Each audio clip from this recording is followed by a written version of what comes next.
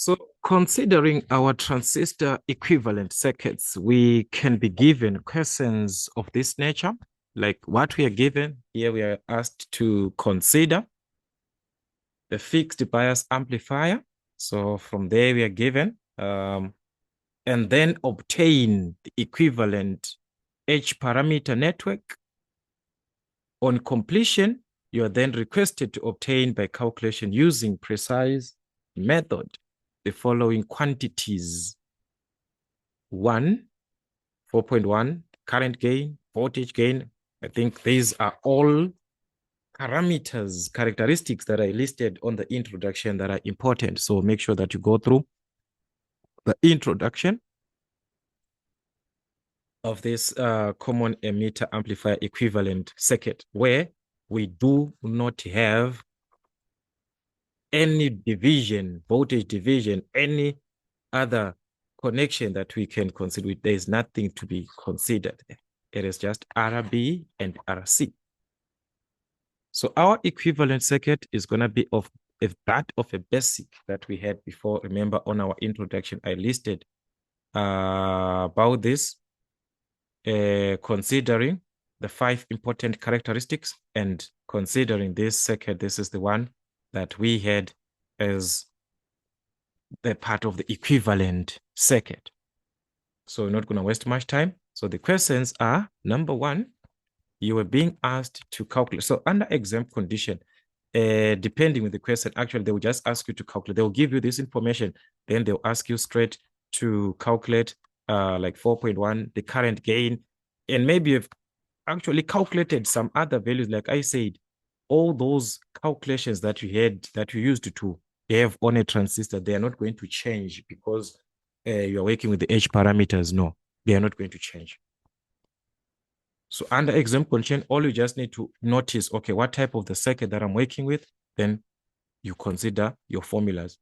I talked about that, guys. So we're not going to waste much time. So 4.1, the current gain, remember that is AI, which is our current gain.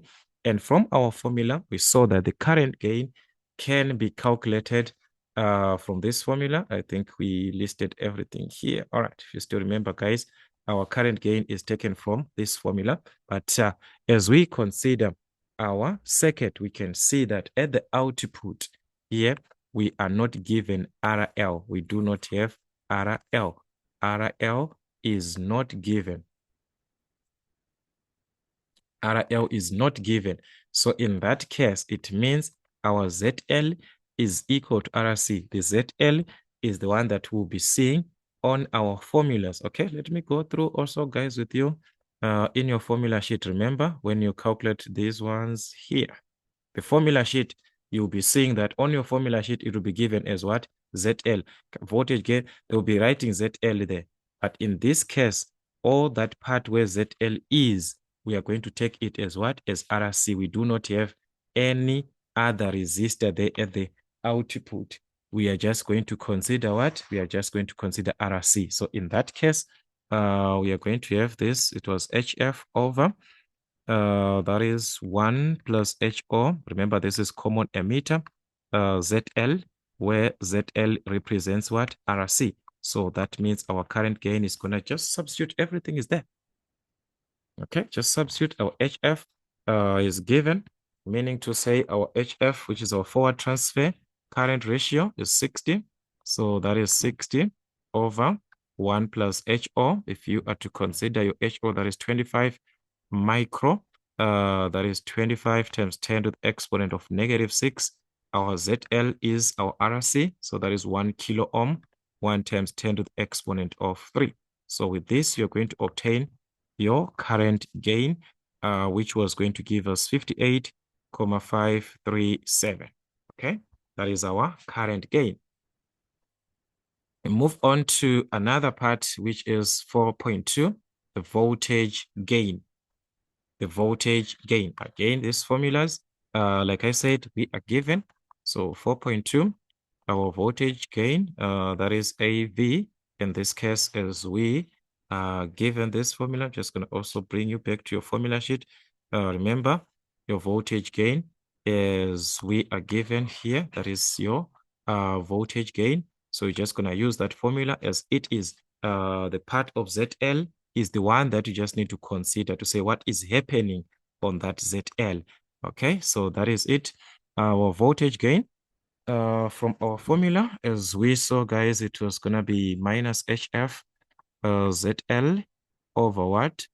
That is HI plus, okay, this is HI plus HO. Okay, the times, there's a times there. HO minus HF HR ZL, like this. So where the ZL is representing what? RC. Remember, in our circuit, ZL and RC are equal. So in that case, you are simply going to substitute minus HF. Our HF is given. Remember, that is 60 from this calculation. Our HF, that is 60.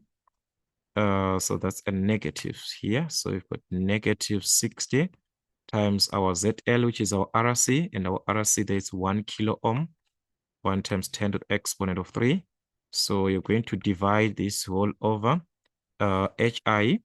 If we are to consider our HI, there is 1,5 kilo ohm. So that's 1,5 times 10 to the exponent of 3 plus that's HI again, as it is 1,5 times 10 to the exponent of 3, the HO. Okay, the HO we are given, that is 25 micro. So this is 25 micro times 10 to the exponent of negative 6. Okay, let's make our adjustment there.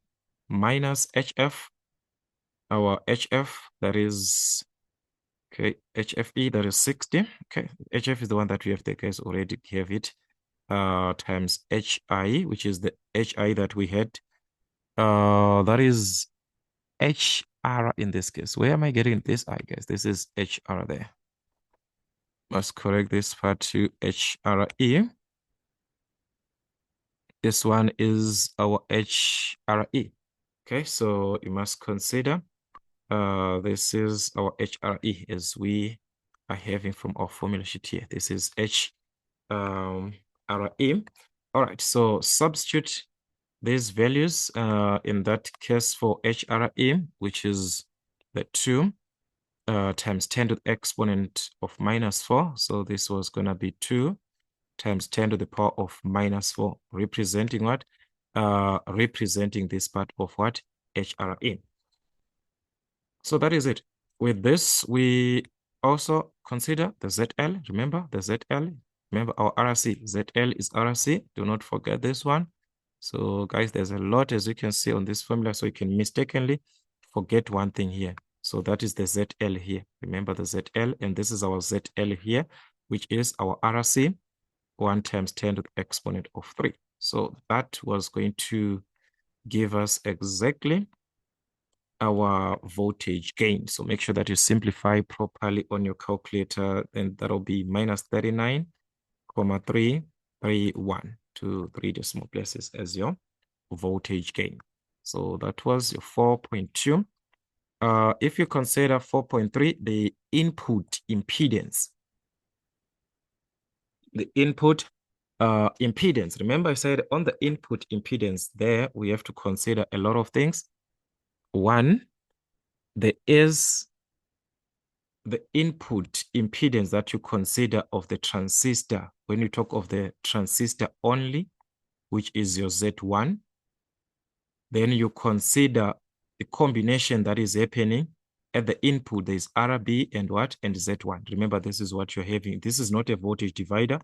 So you'll be having RB and Z1. That is what you have at the input. So these are the calculation that we talked about. So we're just going to take as it is, guys, our Z1 parallel to RB to give us ZI. So we're going to take this in our calculation. So the input impedance. Okay, so let us just also have this part so that it's not going to affect us in our calculation. We're just going to remember these values, guys, in case that you need this, because you're gonna need this one. Our current gain, you're gonna need this 58.537. Okay, let's just put this one aside. So according to the input impedance on 4.3, we saw that the input impedance is going to be taken from the combination of the two, the RB that we are going to have and Z1. We're going to have Z1 and RB. So it's going to be Z1 parallel to RB. Where RB is given, we have that RB already on our diagram. So what we need, that is why we have that resistance there. What we need is the Z1, the one for the transistor on its own. Okay, so guys, let's try remove this part. Sorry for that. Let's hope it's not gonna affect us here. So already we calculated this. So, all right, I'm just gonna remove this voltage gain in case you need this voltage gain. That was negative 39. Do not forget our value there, our voltage gain. So remember, it was negative 39,331. Okay, let's just leave it like that. So I was saying the Z1 is the part of the transistor, this one, only. So we must consider the transistor only here. So for the transistor only, which is Z1, that is the one now that you are having this formula, and it's there, you are given it from your formula sheet. So you're just going to take your formula as it is, which is our Z1, that is HI minus HF, that is HRZL, everything over. This is how you are given from your formula sheet. Where now you consider the combination, the connection of our resistors. Remember, ZL is equal to RC. We do not have anything there at the output. It's just RC to be considered. So if in that case, means we are going to use RC here, we are going to use RC here. So let's substitute, guys, find our Z1, which is for the transistor only. This one is the transistor only. I talked about that on the introduction. So like I said, just go through it. So if you substitute HI, we are given, let's take our values. HI is 1,5 kilo ohm. So that's 1,5 times 10 to the exponent of 3 minus HF, our HF, which was HF here, that is 60. So we're going to have this 60. So there we're just substituting, guys. That was 60. Our HR from our information, 2 times 10 to the exponent of minus 4. Our RC, the resistor of the collector, 1 kilo ohm. So there we're just substituting everything over 1 plus HO from our information, our HO, that was the 25 micro, which is times 10 to the exponent of negative 6. Then ZL, which is our RC. So that is 1 times 10 to the exponent of 3. This one is just a repetition. Just substitute your values as they are. You obtain the value of Z1. And Z1 is for the transistor only. And that was going to give us 1,488,293 ohms. So with this now, we can think of calculating Zin, which is our input impedance. Because from the Zin, we are saying the Zin is the parallel combination of RB and Z1. As we saw from our equivalent circuit, these two will be in parallel, the RB here and the Z1, to give us Zi, where Zi is the input impedance now. So it's going to be from the parallel combination, Z1 parallel to RB, meaning to say we are simply going to consider the product over sum, Z1 times RB over Z1 plus RB. So this will give us the input impedance now, the exact of the entire circuit, the entire stage. So Z1, as we calculated, just going to substitute our Z1, that was 1,488,293. Okay, so you're going to multiply to RB as we are given our RB, that is 200 kilo ohm.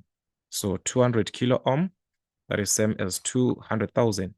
Okay, just write it as 200 times 10 to the exponent of 3 over the sum of these two. The ones that you're multiplying, this time you're just going to add. So it's 1488,293 plus the other one, which is 200 times 10 to the exponent of 3. So this time is the sum. So that was going to give us the input impedance now for the entire circuit as at the input of the equivalent diagram. That is the idea there. So you must be very, very careful on your simplification. And that was going to give us 1,477,3, which you can write to kilo ohms if you want. You can just divide by 1,000. So it's going to be 1,477 kilo ohms as our input impedance. Now considering that Z1 and RB, they are considered at the input, but they are in parallel.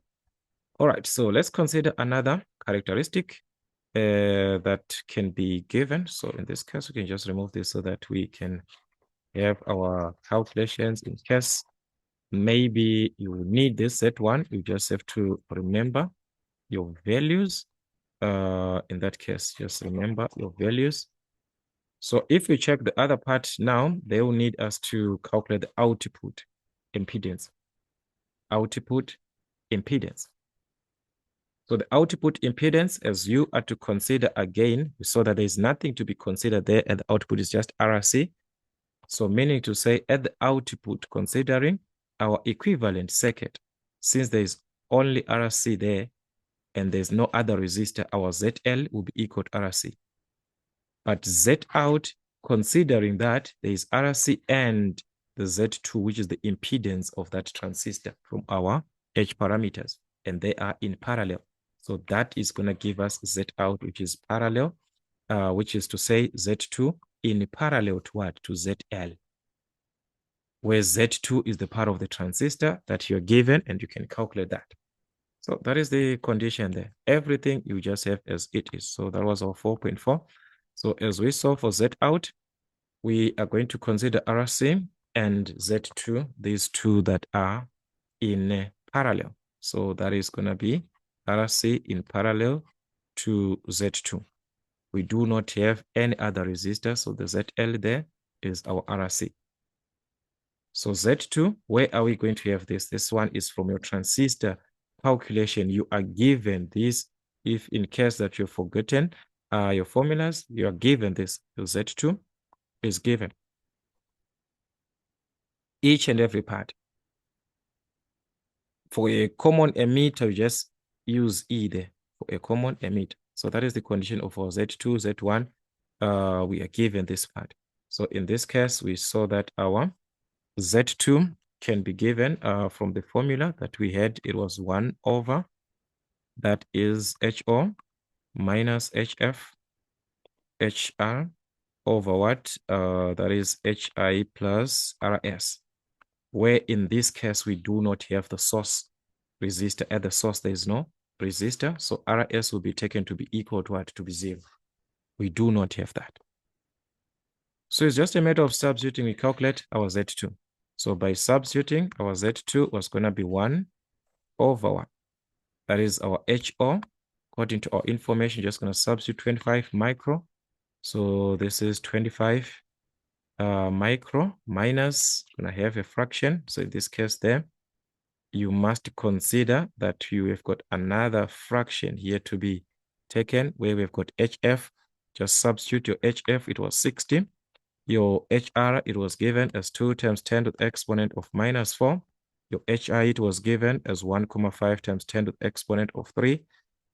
Plus, in this case, our RS. And our RS, we do not have, that's a 0 there.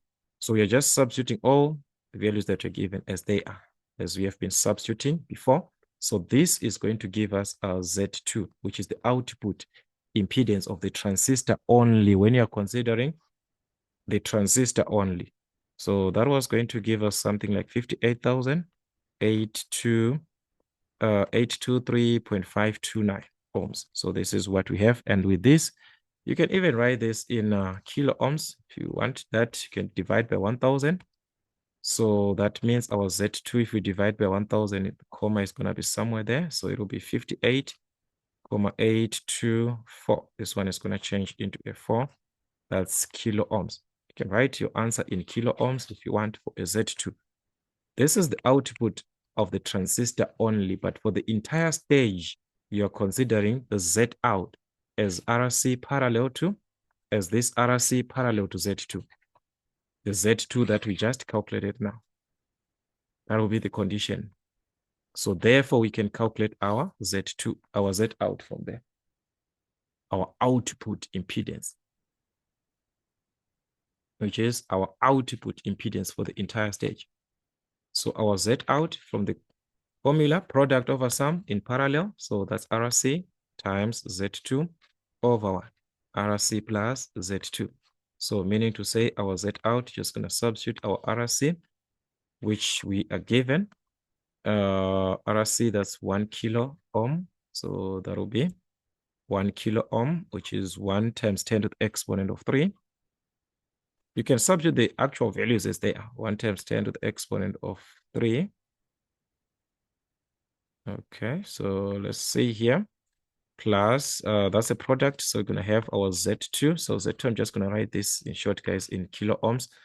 That's 58,824 times 10 to the exponent of 3. You can write this exact answer that you have there, which is actually fine because you're going to have exact values if you do so.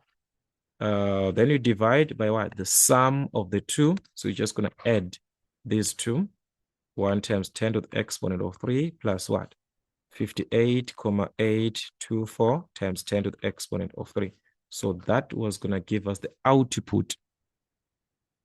That is at the output of the equivalent circuit, the entire stage in parallel. And that was going to give us 983,284. So this is what you are being asked to calculate. The output, what? Impedance. So it has to go hand in hand with what? The Z2. So the Z2, sometimes that is where you'll be given those approximations. What? Here we are talking of the precision. We are talking from the exact precision method. Where it is approximation, then we can make adjustments about the Z2. But after making those adjustments, still you have to use the product over sum again. That part is not going to change. All right. Then the other part was to determine or to calculate the power gain.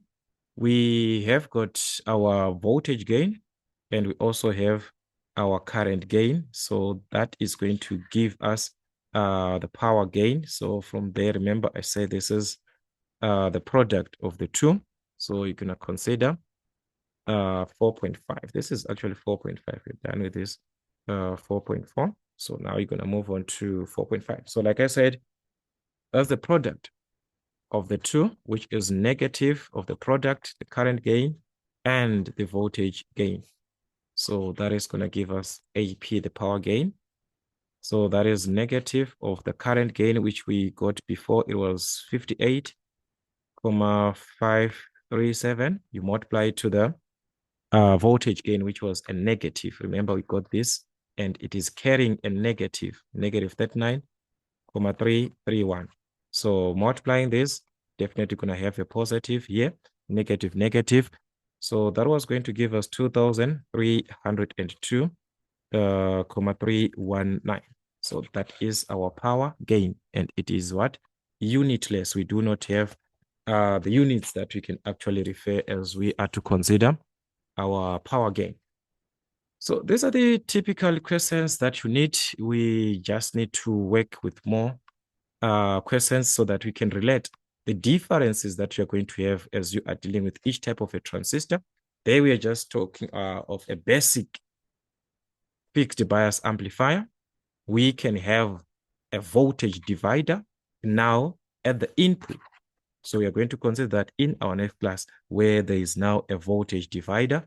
And in other cases where there is an output there, which is RL, another resistor considered at the output. So it affects the input. It also affects the output will be affected with what is at the output. The input will be affected with what is at the input. So that is the condition.